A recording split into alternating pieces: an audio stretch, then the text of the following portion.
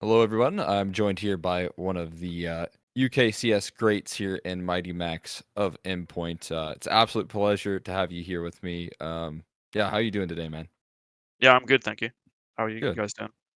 Doing well, doing well. I'm again really excited to be interviewing you. Recently, of course, UKCS it's been thriving, it seems. So I want to start off by talking a little bit about that success at the major. What was your thoughts? Were you cheering them on over at Into the Breach? Yeah, I think with the UK at the major, it was like Into the Breach, but it was also Ash, right, for Gamer Legion. I think it Yeah, yeah, good was. point.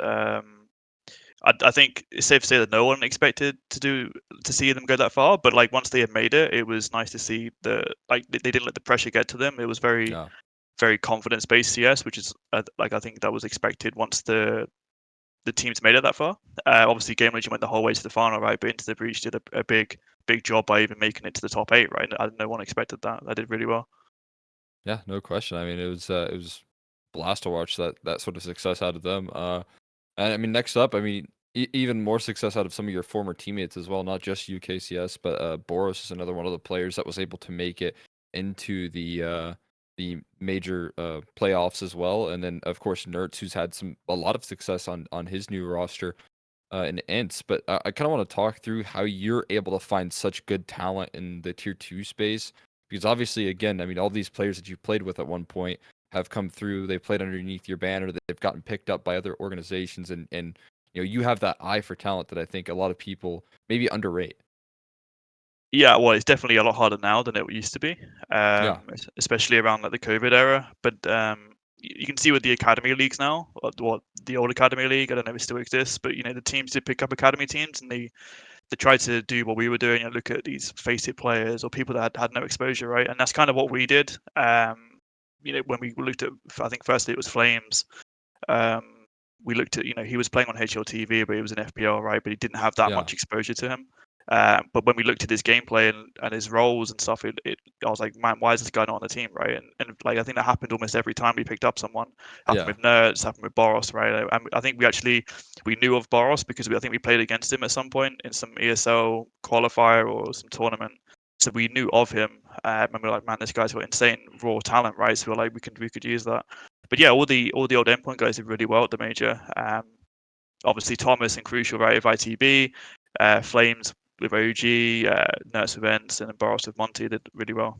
yeah, yeah, for sure. It's really cool to see that sort of success and that kind of lineage that you've brought in. I kind of want to talk as well about some of the new names that you've added to the roster. Heavy got a little bit less new, but again, it's more of like the players that you've been able to identify from like an underrated scene in like Israeli CS. So, I mean, walk me through finding Heavy God and sort of potential do you see in him at the peaks?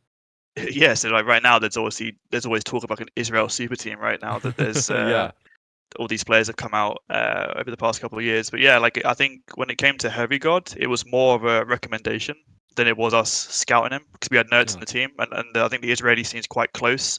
They all play together, pugs or mixed teams, or they all hang out together on team speaks and stuff. So it was more of a recommendation, and I was like, okay, this guy is good. We could use him.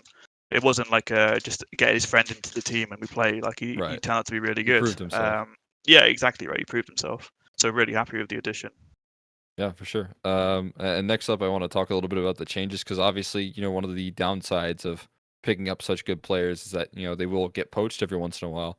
Um, but one thing I think that you manage very well is to still, keep a certain floor for your teams. I mean, again, you recently picked up Professor joining into the roster here, and we're still able to make it to semifinals of Central Europe Series 5, West Europe Series 2. So, I mean, how do you get the team, despite a couple of changes and especially losing such critical pieces, into gear so quickly?